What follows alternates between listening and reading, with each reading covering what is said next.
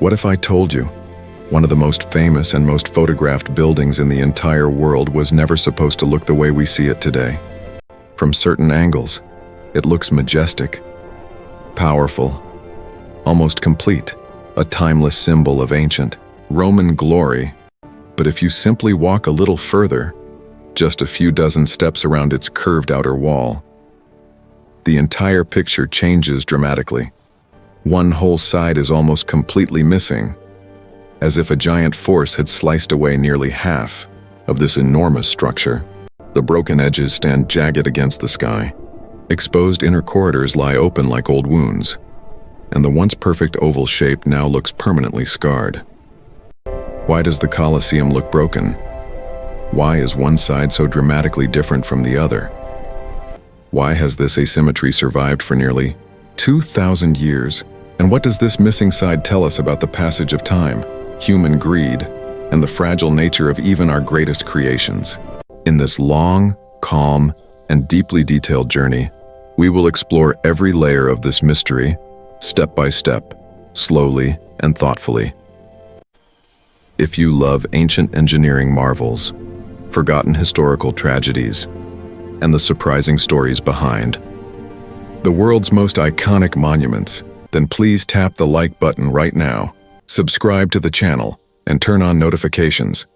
This way you will never miss our peaceful and in-depth explorations into the hidden truths of human history.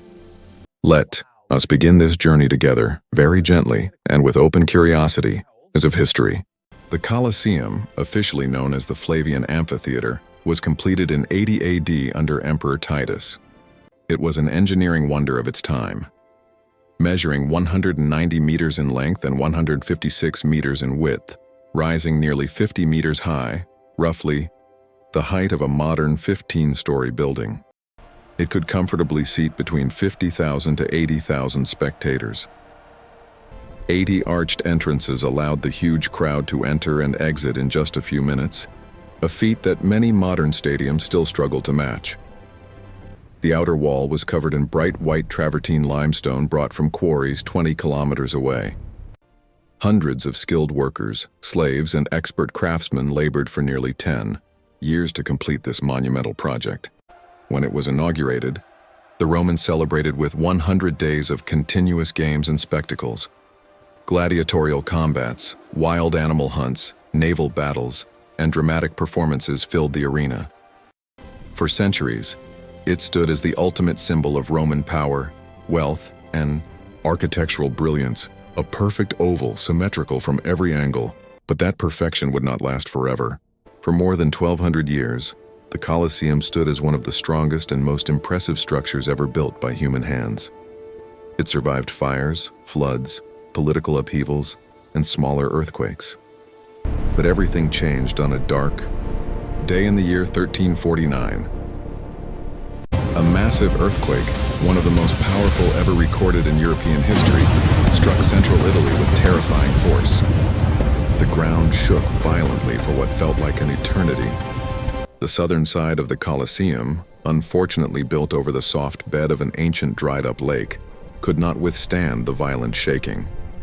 The soil beneath it shifted and liquefied. Massive sections of the outer wall began to crack, then collapse with a deafening roar. Hundreds of thousands of tons of heavy travertine stone crashed down. The sound must have echoed across the entire city of Rome. Thick clouds of white dust filled the air for days, making it difficult for people to breathe. When the dust finally settled, the Romans saw a heartbreaking sight. Nearly 1/3 of the magnificent outer wall on the southern side had completely collapsed. The once perfect symmetrical oval was now permanently broken. This single natural disaster marked the beginning of the Colosseum's long physical decline. New curiosity. Was this earthquake truly an accident of nature, or did the Romans' own engineering choices contribute to the disaster? As we go deeper, we will see how the decisions made during construction came back to haunt the building more than 1,000 years later. After the devastating earthquake, the Colosseum lost its status as a grand arena. For the people of medieval Rome, it became something far more practical, the largest and cheapest stone quarry in the city. Over the next 400 to 500 Years popes, powerful cardinals, noble families, and builders came with carts, ropes, and tools. They systematically dismantled the ruins. Huge travertine blocks were carefully removed and transported across Rome. These stones were used to build some of the most important structures we still see today. Large portions of St. Peter's Basilica, the majestic Palazzo Venezia, several bridges over the Tiber River, numerous churches and palaces throughout the city. Even the iron clamps that once held the massive stones together were pried out and melted down to make weapons, tools, and other metal objects. This long period of organized stone robbery made the remaining structure extremely weak and unstable. New curiosity: how much of today's beautiful Rome is actually made from the Colosseum? Historians and archaeologists estimate that a very significant amount of Renaissance and Baroque Rome, some of the most iconic buildings visitors admire today, contains stones that once formed the walls of the Colosseum. It is a strange and somewhat ironic truth: the Colosseum helped build the Rome we love today. During the Middle Ages and early Renaissance, the Colosseum transformed into a completely different place. The giant arches that once welcomed excited spectators now became homes for poor families. Small houses were built inside the corridors. Vegetable gardens appeared in the old arena floor. Goats and sheep grazed where gladiators once fought. Vegetation grew wildly over the stones. Trees sprouted from the walls. Birds nested in the high arches. For several centuries, the Colosseum functioned almost like a small village. People lived, worked, cooked, and raised children inside what was once the greatest entertainment venue in the world. This long human occupation caused further damage, but it also protected parts of the structure, because people who lived there tried to maintain their homes. New curiosity: what was daily life like inside the ruins of the Colosseum? Imagine waking up every morning inside an ancient Roman arch, walking through corridors where emperors once passed, and looking out at the broken arena where thousands of people once cheered. It must have been a surreal and humbling experience. By the 18th century, attitudes toward the Colosseum began to change. In 1749, Pope Benedict XIV officially declared the Colosseum a sacred Christian site. He believed many Christian martyrs had died there during Roman persecutions. Large crosses were placed in the arena.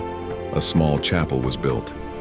This declaration helped stop the large-scale removal of stones. Later in the 19th century, serious archaeological interest grew. Architects and historians started documenting and protecting what remained. In the 20th and 21st centuries, major restoration projects were launched. Modern engineers use advanced technology, lasers, drones, and ground-penetrating radar to understand and strengthen the structure. Today, the Colosseum is a UNESCO World Heritage Site and one of the most visited monuments on Earth, attracting over 7 million visitors every year. In recent decades, engineers and architects have seriously studied whether it is possible to rebuild the missing southern side. The challenges are enormous. The cost would likely run into hundreds of millions of euros, finding matching travertine, stone of the same quality, ensuring structural stability after so many centuries, deciding whether reconstruction should be historically accurate or modern. Some experts argue strongly that the Colosseum should remain as it is, an honest witness to history, showing both glory and destruction. Others believe restoring the missing side would return its original grandeur and majesty. New curiosity: if the southern side was fully rebuilt today, would the Colosseum lose its emotional power and unique character, or would it become even more breathtaking? This debate continues among historians, architects, and the Italian government. The missing side of the Colosseum is much more than just missing stones. It has become a powerful symbol that teaches us important lessons. Even the greatest human achievements are temporary. Nature is ultimately more powerful than any monument. Empires rise and fall. Time changes everything. The broken silhouette against the Roman sky tells a more honest and emotional story than a perfectly restored version ever could. It reminds every visitor that nothing made by human hands lasts forever. The Colosseum's missing side is the combined result of one catastrophic earthquake in 1349 centuries of systematic stone robbery, human occupation, and the unstoppable passage of time. Today it stands not as a perfect monument, but as a survivor, a witness to both the incredible glory and the fragility of human achievement. Its broken form continues to fascinate millions of people from all over the world. Which part of this long story touched you the most? The devastating power of the 1349 earthquake, the centuries when Romans used the Colosseum as a stone quarry, the people who once lived inside its ruins, or the deeper meaning behind its broken beauty? Please share your thoughts in the comments below. If you enjoyed this long, calm, and detailed journey into the heart of one of history's greatest monuments, please give this video a like, subscribe to the channel, and share it with friends who love ancient history and hidden stories. Thank you so much for staying with me until the very end. Keep wondering. Keep exploring. Keep asking questions about the past. I will see you in our next peaceful journey into the mysteries of history.